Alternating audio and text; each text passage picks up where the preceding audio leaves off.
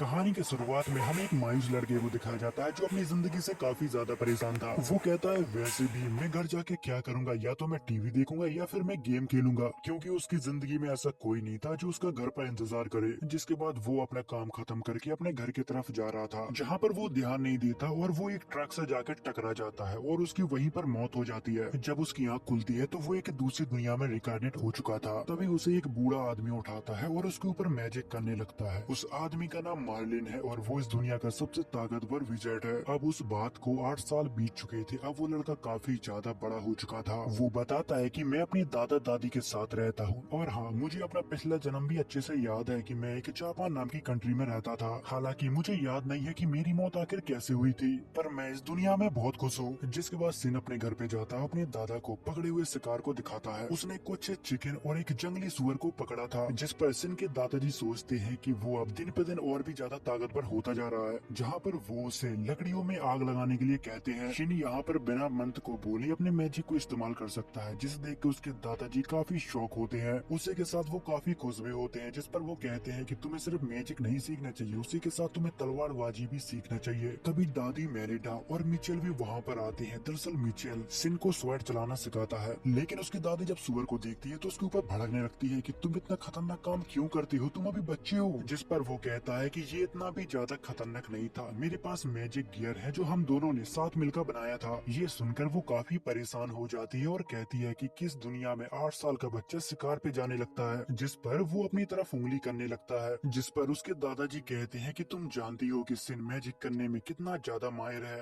अब उसके लिए ये जंगल घर सा है। जिसके बाद हमें 2 साल बाद का सीन दिखाया जाता है, जहाँ पर सिन 10 साल का हो चुका था, जहाँ पर उसके दादाजी उसकी ताकत को देखकर उसे एक डीमन के शिकार पे ले जा रहे थे। वो कहते हैं कि जादुई शक्ति इस दुनिया में चारों तरफ फैली है, लेकिन जो इसे कंट्रोल नहीं कर पाता है वो हिंसक बन जाता है और बिना सोचे समझे सभी पर हमला करने लगता है, जिससे वो एक बुरा इंसान बन जाता है। और ऐसे ही एक डीमन का निर्माण होता है, जिस पर सिन कहता है कि बहुत समय पहले एक इंसान हिंसक बन गया था और लगभग उसने पूरा शहर तबाह कर दिया था, पर आपने उस शहर को बचा लिया था, इसलिए आप वहाँ के हीरो हो, है ना दादाजी। जिसके बाद दादाजी उसे सिखाते हैं कि हम डीमन को कैसे ढूंढ सकते हैं। वो अपनी शक्तियों को चारों दिशाओं में फैलाने लगते हैं। अगर वो शक्ति किसी चीज से टकराती है तो तुम्हें महसूस हो जाएगा, जिसे बड़े जादूगर डीमंस को ढूंढने के लिए इस्तेमाल करते हैं, जिसे द सर्च मैजिक कहा जाता है। वो कहते हैं कि हो सकता है कि ये मैजिक तुम इतनी आसानी से ना सीख पाओ, क्योंकि ये बहुत मुश्किल है, पर मुझे उम्मीद है कि तुम जल्दी सीख जाओगे। उनकी बात पूरी हो पाती इससे पहले शिन उस मैजिक को एक बार देख के ही अच्छे से इस्तेमाल करने लगता है, जहाँ पर वो जंगल के सभी जानवरों को महसूस करता है। उसी के साथ वो अपनी दादी को भी देखता है। तभी उसको कुछ गलत लगता है और वो यहाँ पर घबरा जाता है। उसके दादाजी समझ गए थे कि उसने उसे ढूंढ लिया। तभी शेन अपने दादाजी से कहता है कि हमें जल्दी जाके उसे रोकना होगा, अगर हमने ऐसा नहीं किया तो कुछ बुरा हो सकता है। जिसके बाद वो दोनों भागकर उस डीमन की तरफ जाने लगते हैं। तभी उसे देखते ही शेन अपनी स्वॉर्ड को बाहर निकाल लेता है और सीधा उसके ऊपर अटैक करने लगता है। इससे पहले उसके दादाजी यहाँ पर रोक पाते कि वो डीमन बहुत ज्यादा खतरनाक है। इतनी ही देर में सिन उस डीमन को खत्म कर देता है, जिसे देखकर उनके होश उड़ जाते हैं। जिसके बाद सिन अपने दादाजी के पास जाता है और उनसे कहता है कि मुझसे कुछ गलती हो गई है क्या। जिस पर वो कहते हैं कि नहीं नहीं, मुझे बस पुरानी बातें याद आ गई थी, तुमने बहुत ही अच्छा काम किया। ये सुनते ही शिन काफी खुश हो जाता है। तभी उसके दादाजी कहते हैं कि तुमने अपने तलवार और जूतों पे ऐसा कौन सा जादू किया जिससे तुम इतनी ताकतवर और इतने फास्ट कैसे हो गए। जिस पर वो हंसने लगता है। जिसके बाद सीन शिफ्ट होता है, जहाँ पर वो तीनों बैठे होते हैं और बात कर रहे थे कि वो लड़का अब दिन पे दिन और ज्यादा शक्तिशाली होता जा रहा है। आज तो उसने एक बड़े से डीमन को मार डाला और उसे मेरी जरूरत ही नहीं पड़ी। जिस पर उसकी दादी कहती है कि मुझे लगता है कि वो कोई आम बच्चा नहीं है, मुझे लगता है कि वो दूसरी दुनिया से आया है। जिस पर मैलन कहते हैं कि मुझे फर्क नहीं पड़ता कि वो कौन है और कहां से आया है, बस वो मुझे दादा कहता है, मेरे लिए इतना ही काफी है। वो मुझसे बहुत प्यार करता है और मैं भी उसे अपना पोता मानता हूँ। जिसके बाद सीन शिफ्ट होता है, जहाँ पर मिचेल सिन को रोज स्वॉर्ड ट्रेनिंग देता है, जहाँ पर उसकी डे बाई डे उसकी ट्रेनिंग और भी ज्यादा हार्ड होती जा रही थी। जिसके बाद शिन के दादाजी सिन को कुछ बताने के लिए ले जाते हैं, जहाँ पर शिन कहता है कि मुझे पता है कि मैं आपका असली पोता नहीं हूँ, जिस पर वो कहते हैं कि मुझे माफ करना, मैंने ये बात तुम्हें पहले नहीं बताई। जिस पर शिन कहता है कोई बात नहीं, मुझे पहले से ही सब कुछ पता था। वो बताते हैं कि आज से 10 साल पहले डीमन ने एक गांव को तबाह कर दिया था, वहाँ पर कोई भी जिंदा नहीं बचा था। तभी मुझे एक बच्चे के रोने की आवाज आई, जिसे देखकर मैं हैरान हो गया कि जहाँ पर कोई भी जिंदा नहीं बचा, वहाँ पर बच्चा कैसे सर्वाइव कर गया। अगर वो उस बच्चे को ऐसे ही छोड़ देता तो वो बच्चा वहाँ पर मर जाता, जिसके बाद उसने उस बच्चे को अडॉप्ट कर लिया। तभी शिन कहता है कि वो लाल डीमन, अगर वो मेरे माता पिता का हत्यारा है तो मुझे लगता है कि हमने बदला ले लिया। और वो ये भी कहता है कि वो मेरे माता पिता होंगे पर मैंने कभी उनको नहीं देखा, मैंने हमेशा बस आपको देखा, इसलिए मेरे लिए आप ही सब कुछ हो। ये सुनते ही दादाजी एकदम खिल उठते हैं और मेरे साथ दादी मैटिल्डा और अंकल मीचल भी हैं, इसलिए मुझे कभी अकेला फील नहीं हुआ। ये सुनते ही दादाजी यहाँ पर रोने लगते हैं। अब ऐसे ही 5 साल और बीत जाते हैं। अब सिन 15 साल का हो चुका था, जहाँ पर उसे मिलने के लिए अंकल डिस, क्रिस्टीना और मार्क्यूज आए थे। जहाँ पर अंकल डिस कहते हैं कि अब तुम 15 साल के हो चुके हो, क्या करने का सोच रहे हो। जिस पर क्रिस्टीना कहती है कि तुम काफी ज्यादा ताकतवर हो, इसलिए तुम ऑर्डर में भी शामिल हो सकते हो या फिर एक डीमन हंटर भी बन सकते हो। वो अभी इन सब कामों के बारे में नहीं जानता था, क्योंकि उसने अभी बाहर की दुनिया देखी ही नहीं। जिस पर वो कहता है कि हाँ, मुझे सब कुछ सीखना होगा और मुझे पैसे भी कमाने होंगे और उसे इस्तेमाल करना भी सीखना होगा। अभी तो हमारे मेन कैरेक्टर को ये भी नहीं पता कि इस दुनिया में पैसे कैसे होते हैं और उनको कैसे इस्तेमाल किया जाता है। ये सुनते ही सभी लोग शॉक हो जाते हैं और मेलन की तरफ घूर कर देखने लगते हैं। जिस पर मेलन हंसते हुए कहता है कि मुझे माफ करना, मैं उसे ये सब सिखाना तो भूल ही गया। जिस पर सिन कहता है कि अगर मुझे जहाँ तक याद है, मैंने स्वर्ड और मैजिक के अलावा कुछ भी नहीं सीखा। जिसके बाद अंकल डैन उसकी पावर को टेस्ट करने के लिए उसे एक ट्रेनिंग ग्राउंड पे ले जाते हैं और उसे उसके दादाजी कहते हैं कि तुम इन सबको अपनी पावर की एक छोटी सी झलक दिखाओ। जिसके बाद वो अपनी मैजिक को एक्टिवेट करता है, जिसे देखकर वो सभी लोग शॉक हो जाते हैं। यहाँ पर 2 लोग तो उसका मैजिक देखकर बिल्कुल शॉक में चले जाते हैं, क्योंकि उन्हें आज से पहले कभी ब्लू कलर का मैजिक देखा ही नहीं था। जब वो अपनी पावर से एक छोटा सा अटैक करता है, तब यहाँ पर एक इतना बड़ा धमाका होता है, जिसकी पावर को देखकर यहाँ पर सभी के होश उड़ जाते हैं। जिस पर सिन हंसते हुए कहता है कि अभी के लिए मैं इतना ही कर सकता हूँ, मैं नहीं चाहता कि धरती का एक टुकड़ा अलग हो जाए। जिसको देखकर दादी यहाँ पर दादा के ऊपर इतनी ज्यादा गुस्सा होती है कि तुमने इस बच्चे को क्या बना दिया। जिस पर दादा कहता है कि अरे मुझे माफ कर दे, मैं तो बस उसे ऐसे ही मैजिक सिखाया था, मुझे नहीं पता था कि वो इतना ज्यादा ताकतवर हो जाएगा। जिसके बाद सीन कट होता है, जहाँ पर दादाजी अंकल डन से कहते हैं कि मैं अभी इसको कहीं भी भेजने के लिए तैयार नहीं हूँ, क्योंकि अगर किसी को इसकी पावर के बारे में पता लग गया तो सभी लोग इसको हासिल करने की कोशिश करने लगेंगे। पर वो अब काफी बड़ा हो गया है, तो उसे दुनिया के तौर तरीके सीखने होंगे। जहाँ पर अंकल डैन उन्हें सुझाव देते हैं कि उसे अब मैजिक एकेडमी में ज्वाइन कर देना चाहिए, और वो उन्हें पूरा विश्वास दिलाता है कि मैं कभी भी सिन को हथियार के रूप में या फिर सेना के रूप में कभी भी इस्तेमाल नहीं करूंगा। ये सुनकर सिन भी मान जाता है कि मैं मैजिक एकेडमी जा रहा हूँ, पर मुझे नहीं पता कि वो क्या है,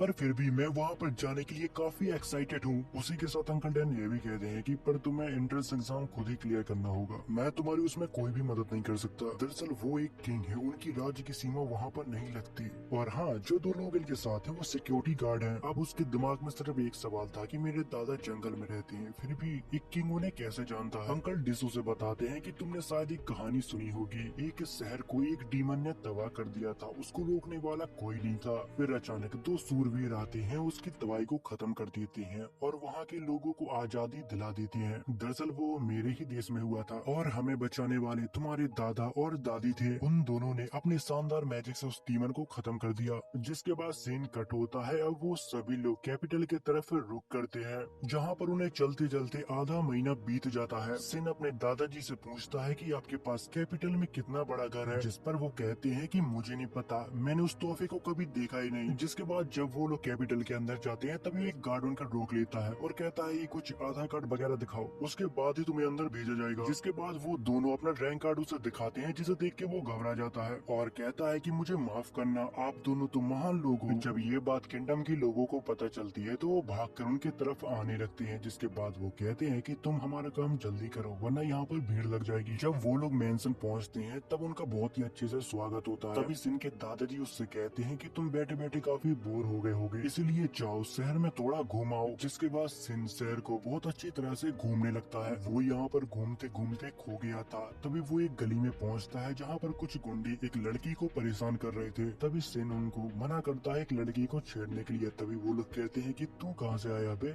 चल निकल यहाँ से, तू शायद जानता नहीं है कि हम लोग कितने खतरनाक है चूजे। जिसके बाद सिन उन लोगों को धोबी पछाड़ लगाने लगता है और कुछ सेकंड में ही उन सभी को साफ कर देता है। इतनी ही देर में यहाँ पर एक और लड़की आती है। वो सिन से कहती है कि शुक्रिया तुम्हारा हमें बचाने के लिए, जिसे देखकर सिन की होश उड़ जाते हैं और कहता है कि तुम कितनी ज्यादा क्यूट हो। जिसके बाद वो लोग अपना नाम बताते हैं कि मेरा नाम मारिया है और इसका नाम सिसिली है। तभी मारिया कहती है कि हम उन्हें बहुत ही आसानी से हरा देती है अगर हमने मैजिक इस्तेमाल किया होता। ये सुनते ही सिन उनसे पूछता है क्या तुम लोग मैजिक एकेडमी में स्टूडेंट हो? जिस पर वो लोग कहते हैं कि हाँ, हमने पिछले महीने ही एग्जाम दिया था। जिस पर वो कहता है कि मैं भी मैजिक एकेडमी में एडमिशन लेने वाला हूँ। जिस पर वो लोग कहते हैं कि हाँ, मुझे लगा कि तुम एक मैजिकल लेजेंड हो। अब उन सभी को एक ही एकेडमी में पढ़ना था, इसलिए सिन उनकी तरफ दोस्ती का हाथ बढ़ाता है, जहाँ पर सिसिली काफी ज्यादा शर्मा जाती है और मारियो उसे ये भी बताती है कि मैंने सुना है कि शहर में 2 लेजेंड आए हैं, मैटिल्डा और मार्लिन। जिस पर सिन कहता है कि हाँ, सुना तो मैंने भी है और पता है उनका पोता एंट्रेंस एग्जाम देने वाला है। मुझे तो अभी से सब्र नहीं हो रहा, मैं कब उससे मिल पाऊंगी। जिसके बाद सिन यहाँ से उठकर चला जाता है। जिसके बाद हमें अगले दिन का सीन दिखाया जाता है, जहाँ पर सिन एंट्रेंस एग्जाम देने के लिए आता है। तभी जब वो अपने रोल नंबर चेक कर रहा था, तभी यहाँ पर एक लड़का आता है। वो उसको वहाँ से हटने के लिए कहता है। उसकी बातों से वो वहाँ का गुंडा लग रहा था। सिन को ये बात बिल्कुल अच्छी नहीं लगती, इसलिए पकड़ के वो उसका हाथ तोड़ने लगता है। जिस पर वो कहता है कि मेरा नाम कर्ट है, मैं बहुत बड़े घर का लड़का हूँ, मैं साले तुझे छोड़ूंगा नहीं। इतनी ही देर में यहाँ पर अगस्त नाम का एक लड़का आता है। वो उससे कहता है कि तुम ऐसा करके अपने परिवार की वैल्यू खराब कर रहे हो। जिसके बाद कर्ट उससे माफी मांगता है और यहाँ से चला जाता है। जिस पर सिन उससे कहता है कि अच्छा, तो तुम अंकल डिस के बेटे हो। जिसको सुनकर सभी लोग शॉक हो जाते हैं। यहाँ पर अगस्त हंसने लगता है और कहता है कि आज से पहले कभी भी किसी ने मुझे इस नाम से नहीं बुलाया। तो फिर हम लोग कजन हुए। दूसरी तरफ हमें उन दोनों लड़कियों को दिखाया जाता है। वो कहती हैं कि ये अगस्त के साथ इतने जल्दी फ्रेंडली कैसे हो गया। जिसके बाद हमें एंट्रेंस एग्जाम का सीन दिखाया जाता है, जहाँ पर सिन एक लड़के को देख के कह रहा था, मैंने कभी भी अपनी उम्र के लड़कों को मैजिक करते हुए नहीं देखा। तभी उसके सामने एक लड़का मैजिक करता है, जिसे देखकर वो सोचता है क्या ये है मैजिक? ये मैजिक नहीं, ये तो बकवास है। जिसके बाद जितने भी पार्टिसिपेट होते हैं वो सभी लोग अपना अपना मैजिक दिखाते हैं। जिस पर सिन सोचता है कि सच बताऊं तो ये लोग मैजिक के नाम पे कलंक हैं। ये देखने के बाद उसे इनके ऊपर दया आने लगती है। तभी टीचर उसकी तरफ देखता है और उससे कहता है क्या हुआ, कोई प्रॉब्लम है क्या? अब तुम्हारा नंबर है। उसी के साथ वो टीचर ये भी कहती है कि तुम्हारे बारे में हमें महाराज ने बताया था, यहाँ पर कोशिश करना कि तुम अपनी शक्तियों को कंट्रोल में रखो, कहीं तुम पूरी एकेडमी न उड़ा दो। जिसके बाद सिन अपनी 0.0.1% मैजिक को इस्तेमाल करता है, जिसे देखकर यहाँ पर सभी के होश उड़ जाते हैं। जिसके बाद हमें अगले दिन का सीन दिखाया जाता है, जहाँ पर सिन ने एंट्रेंस एग्जाम में टॉप मारा था। जब ये बात एकेडमी में टीचरों को पता चलती है कि वो विशमैन का पोता है, तब उसको बुक्स और स्पेशल यूनिफॉर्म दे दी जाती है। दूसरी तरफ हमें कैट को दिखाया जाता है, जो अब सिन से बदला लेने की प्लानिंग कर रहा था। दूसरी तरफ हमें शेन को दिखाया जाता है, जो अपने यूनिफॉर्म को बड़े ध्यान से देख रहा था, क्योंकि उसके ऊपर मैजिक किया गया था। बट शेन को वो मैजिक इतना कुछ खास पसंद नहीं आता, इसलिए वो उसका चेंज करने का डिसाइड करता है। जिसके बाद अगले दिन स्कूल जाने के लिए सिन तैयार होता है। तभी कुछ लोग उसे उन 2 लेजेंड के साथ देखकर काफी शॉक हो जाते हैं और भागकर उनसे मिलने के लिए आने लगते हैं। जिसके बाद हमें एकेडमी के सेरेमनी का सीन दिखाया जाता है, जहाँ पर सिन को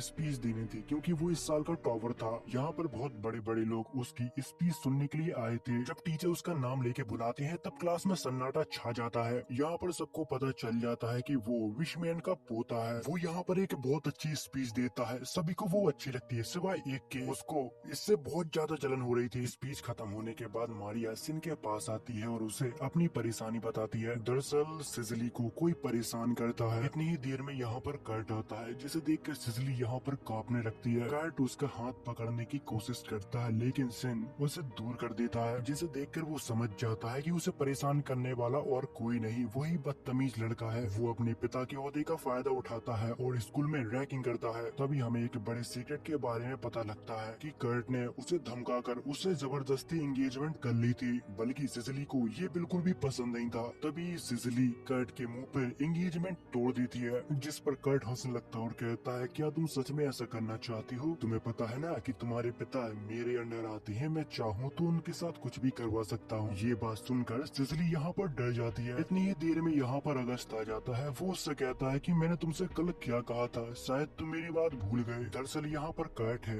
वो अगस्त से बहुत ज्यादा डरता है, इसलिए वो यहाँ से फिर से डरकर भाग जाता है। जिसके बाद सब कुछ नॉर्मल हो जाता है और शिन उनको अपने घर घर पे इनवाइट करता है। इस बात से मारिया तो इतनी ज्यादा खुश हो जाती है, वो अपने मॉम डैड को बताने गई थी कि मैं विशमैन के घर पर जा रही हूँ। जिसके बाद हमें शिन के घर का सीन दिखाया जाता है, जहाँ पर वो अपने दादाजी से अपने दोस्तों को इंट्रोड्यूस करवा रहा था। जिसके बाद उनकी बातचीत होते होते यहाँ पर शाम हो जाती है। जिसके बाद शिन उन्हें उनके घर छोड़ने के बजाय यहाँ पर एक पोर्टल खोलता है और उन सभी को और अपने पुराने घर पर ले जाता है। जिसे देखकर वो सभी लोग हैरान थे। वो कहते हैं क्या बात कर रहे हो यार, तुम घने जंगल में रहते थे। जिसके बाद वो उन सभी को उनके घर पर छोड़ देता है।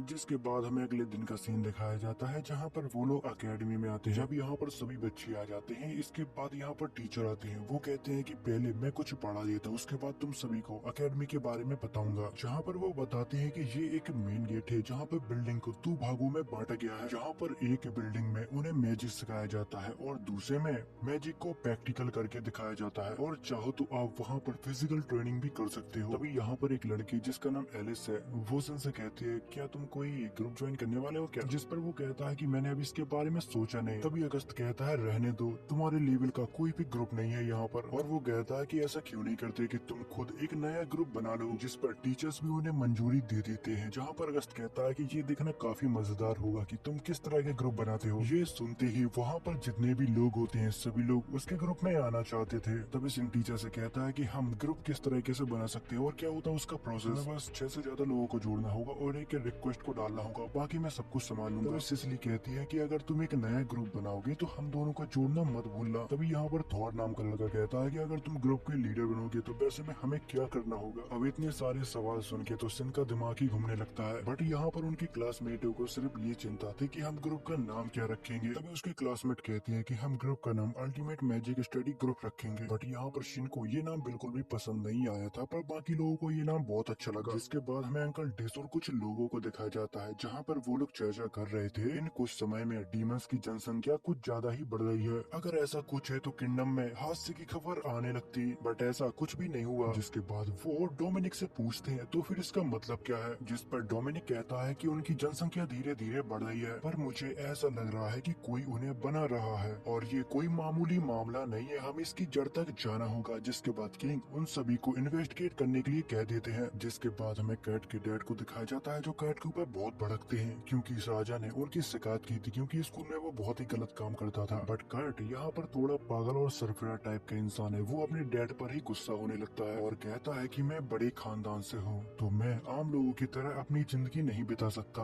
और इन सब में गलती उस लड़के शिन की है क्योंकि जब से वो लड़का अकेडमी में आया है मेरा कोई इज्जत नहीं करता। ये सुनकर उसके डैड और भी ज्यादा गुस्से में आ जाते हैं और उसको एक थप्पड़ लगा देते हैं और कहते हैं कि तुमने रूल को तोड़ा है, इसलिए तुम्हें कठिन से कठिन सजा मिलेगी। जिसके बाद वो उसे एक रूम में बंद करवा देते हैं। अगले दिन ये बात शिन को भी पता चल जाती है, जिस पर वो कहता है कि मुझे समझ नहीं आता कि वो आखिर ऐसा बर्ताव क्यों करता है, जबकि हम अकेडमी में अपने खानदान का नाम इस्तेमाल नहीं कर सकते। जिस पर अगस्त के बॉडीगार्ड कहते हैं कि हम लोग मिडिल स्कूल में साथ पढ़ते थे, पर वो ऐसा पहले नहीं था। जिसके बाद वो मिस्टर स्ट्रॉम से मिला, फिर तब से वो ऐसे ही बर्ताव करता है। मिस्टर स्ट्रॉम एक टीचर थे जिन्हें अकेडमी से निकाल दिया गया था। वो अंधे थे पर उनका बर्ताव नॉर्मल इंसानों जैसा था और वो आंखों पर पट्टी भी बांधा करते थे। जिसके बाद हम मिस्टर स्ट्रॉन्ग को देखते हैं, जहाँ पर कैट की मॉम ने उन्हें अपने घर पर बुलाया था। वो कहता है कि अब आपका बेटा कैसा है। यहाँ पर कैट की मॉम रोने लगती है और कहती है कि डे बाय डे उसका नेचर और भी ज्यादा बेकार होता जा रहा है। ये सुनती ही मिस्टर स्ट्रॉन्ग के मुंह पे मुस्कान आ जाती है। जिसके बाद मिस्टर स्ट्रॉन्ग कैट के रूम में जाते हैं जहाँ पर वो पड़ा हुआ था। वो कहते हैं अरे देखो तो लोगों ने तुम्हारा क्या हाल कर दिया है, मैंने कहा था ना कि तुम स्पेशल हो, ये दुनिया तुम्हें नहीं समझ पाएगी। अभी यहाँ पर कैट कहता है कि मैं उस लड़की को हासिल नहीं कर पाया, मेरे रास्ते में वो लड़का आ गया था। जिसके बाद मिस्टर स्ट्रॉन्ग उसके ऊपर कुछ मैजिक करता है और उसे बदला लेने के लिए कहता है और यहाँ से चला जाता है। जिसके बाद सीन कैफे की तरफ शिफ्ट होता है, जहाँ पर अगस्त सिन से कहता है अब शायद तुम्हें सिसिली को घर पर छोड़ने नहीं जाना होगा क्योंकि कर्ट कमरे में लॉक है, तो अब वो सेफ है। ये सुनते ही सिसिली यहाँ पर निराश हो जाती है। जिस पर सीन अगस्त से कहता है कि मुझे उसे घर छोड़ने में कोई दिक्कत नहीं है क्योंकि कि हम दोनों के घर एक ही रास्ते में पड़ते हैं, जिस पर सिसली खुश हो जाती है और कहती है कि हाँ तुमने सही कहा, हम दोनों का घर एक ही रास्ते में पड़ते हैं तो हम दोनों साथ चला करेंगे। तभी उसके क्लासमेट उससे पूछते हैं क्या तुमने कभी डीमन का शिकार किया है, हमने तो मिडिल स्कूल बड़े ही मुश्किल से पास किया था। जिस पर सिन कहता है कि हाँ मैंने एक डीमन को मारा था जब मैं 10 साल का था। ये सुनकर सभी के होश उड़ जाते हैं क्योंकि अभी तो वो अच्छे से मैजिक इस्तेमाल करना भी नहीं जानते, तो डीमन को मारना तो वो भूल ही जाए। जिसके बाद वो सभी लोग यहाँ से चले जाते हैं। तभी सिन को एक बहुत बुरी शक्ति महसूस होती है कि कोई उसके ऊपर नजर रख रहा है। जिसके बाद वो अपने सर्च मैजिक का इस्तेमाल करता है। तभी उसको यहाँ पर कर्ट देखता है जो काफी ज्यादा गुस्से में लग रहा था। तभी यहाँ पर कर्ट सिसली को देखता है और उसके ऊपर फायर मैजिक से अटैक कर देता है। तभी उन्हें बचाने के लिए शिन यहाँ पर एक बैरियर बना लेता है, बट इस वजह से शिन के दोनों हाथ जल जाते हैं। जिस पर वो सोचता है कि ये सब इतनी जल्दी हुआ कि मुझे कुछ समझ में नहीं आया और मैं अच्छे से रोक नहीं पाया। पर वो यहाँ पर क्या कर रहा है। जब वो लोग कैट को देखते हैं तो समझ जाते हैं कि कैट अब इंसान नहीं रहा, वो एक डीमन बन चुका है। ये देखकर शिन कहता है कि तुम लोग पीछे रहो, मैं उसे रोकने की कोशिश करता हूँ। जिस पर अगस्त उससे कहता है कि तुम कहाँ पर जा रहे हो, मैं भी तुम्हारे साथ चलता हूँ। जिस पर शिन उससे कहता है कि तुमने कभी डीमन का शिकार किया है, अगर नहीं किया तो पीछे रहो वरना तुम मारे जाओगे। जिसके बाद अगस्त सिसली और मारिया से कहता है कि हमें यहाँ से जल्दी निकलना चाहिए वरना हम लोग उसकी मुसीबत बन सकते हैं। जब सब लोग यहाँ से चले जाते हैं जहाँ पर शिन उस डीमन से कहता है तो फिर अब बहुत हुआ, चलो आ जाओ। यहाँ पर शिन कैट के ऊपर अटैक करता है पर कैट यहाँ पर ज्यादा जख्मी नहीं होता, वो अपने आप को रिकवर कर लेता है। यहाँ पर शिन भी उसके ऊपर अपना ताकतवर मैजिक इस्तेमाल नहीं करना चाहता था क्योंकि उससे उसकी मौत हो सकती है। तभी यहाँ पर कैट कहता है कि मैं तुझे खत्म कर दूंगा। ये सुनते ही शिन काफी हैरान हो जाता है क्योंकि उसने जिंदगी में पहली बार किसी बोलते हुए डीमन को देखा है। जिसके बाद कैट उसके ऊपर बड़ा ही खतरनाक एक अटैक करता है। शिन उसके मैजिक से बड़े ही आसानी से बच जाता है और उसके ऊपर थंडर मैजिक का इस्तेमाल करता है। इस झटके से कैट यहाँ पर चीखने लगता है जिसे देखकर शिन समझ जाता है कि वो अभी पूरी तरह से डीमन नहीं बना, तो मुझे उसे इंसान बनाने का रास्ता ढूंढना होगा। पर इससे भी वो कैट को ज्यादा देर तक नहीं रोक पाता। कैट थोड़ी देर बाद फिर से उसके ऊपर हमला करने लगता है जिसके बाद वो अपनी पावर को इकट्ठा करने लगता है। उसका धमाका इतना बड़ा हो सकता है कि वो एक ही झटके में पूरी अकेडमी को उड़ा देगा। जिसे देखकर शिन भी काफी कंफ्यूज था कि मैं आखिर इसे किस तरह से रोकूं। अगर मैंने ज्यादा पावर इस्तेमाल कर ली तो इसकी जान भी जा सकती है। अब उसके पास कोई भी रास्ता नहीं बचा था। जिसके बाद वो अपनी स्वॉर्ड को बाहर निकालता है और कैट को खत्म कर देता है। कैट की मौत होने के बाद यहाँ पर शिन को बहुत बुरा लगने लगता है।